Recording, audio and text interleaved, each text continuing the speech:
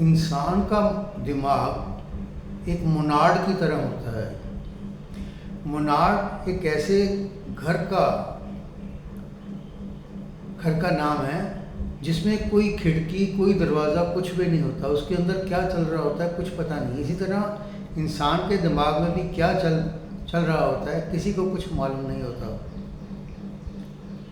इसलिए उसकी आत्मा तक पहुंचना बहुत मुश्किल होता है। सुबह जब दो आदमी मिलते हैं तो एक दूसरे का हाल पूछते हैं तो दोनों ही कह देते हैं बहुत अच्छा, जबकि अंदर से वो दुखी हो सकते हैं, सुखी हो सकते हैं, कुछ भी हो सकते हैं। किसी का कर्जा देना हो सकता है या कोई शादी की चिंता हो सकती है, लेकिन ऊपर से सभी कह देते हैं बहुत अच्छा। तो जो इंसान बोल सकते हैं, सुन सकते हैं, समझ सकते हैं, उनकी अगर आत्मा तक पहुंचना मुश्किल हो तो फिर जानवर की आत्मा तक कैसे पहुंचा जा सकता है। इसलिए कह देते हैं जानवरों में कोई आत्मा नहीं, इनको मार दो, भोजन के लिए मारो, किसी भी चीज़ के लिए मार दो, इनमें कोई आत्मा नहीं है। और लाखों हजारों जानवर जो है ना इसी चक्कर में कट जाते हैं। प्रोटीन के लिए, भोजन के लिए कुछ सामान चाहिए होता है, खाल के लिए वगैरह वगैरह। जबकि ये जानवर भी बहुत ज़्यादा संवेदनशील होते हैं। इनके बच्चों को हज़ारों मील दूर जाकर समुद्र के बीच में तंग करने की कोशिश की गई और हज़ारों मील दूर बैठी इनकी माताएं तड़पती रहीं। फिर जो जानवर मांस खाते हैं उनकी नाड़ियाँ ही ऐसी बनाई होती हैं, थोड़ी मोटी बनाई होती हैं, जिसमें मांस आसानी से हजम हो सके।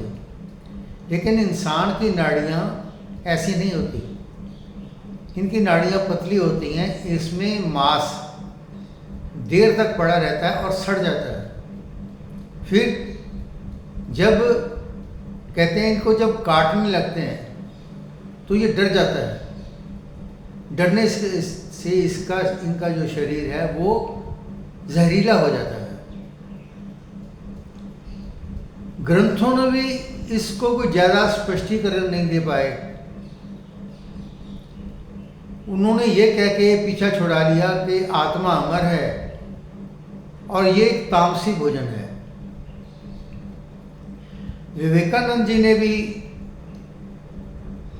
उन्होंने भी कोई ज़्यादा स्पष्टीकरण इसका नहीं दिया। ये कहकर टाल दिया कि इंसान जो भी भोजन करता है उसका खून, मज्जा, मांस वगैरह बनता है और ये जो मांस है ये सीधा ही हमारे अंदर चला जाता है।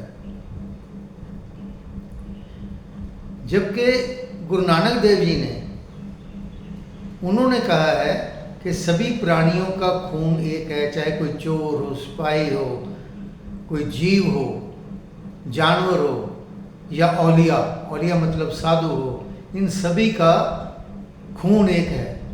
और अपने स्वार्थ के लिए किसी को तंग मत करिए, किसी को हानि मत पहुंचाइए।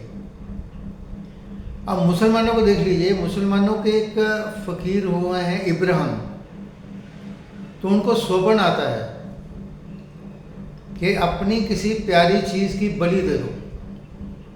अब स्वप्न था, वो उठ के बलि भी देने चले जाते हैं और अपने लड़के की बलि देने लगते हैं तो भेड़ प्रकट हो जाती है और भेड़ की बलि दे दी जाती है। अब ये एक संयोग भी हो सकता है।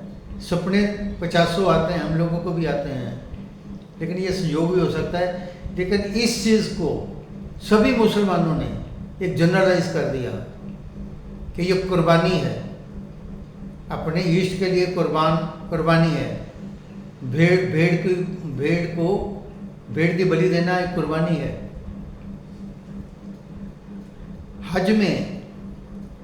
हज में 100 बूचड़ जाते हैं और 2-3 ट्रक भेड़ों के जाते हैं प्रसाद के तौर पर मांस देने के लिए। अब अगर देखा जाए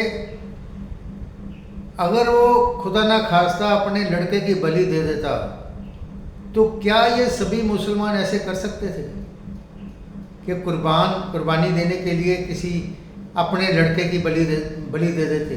कभी नहीं कर सकते थे।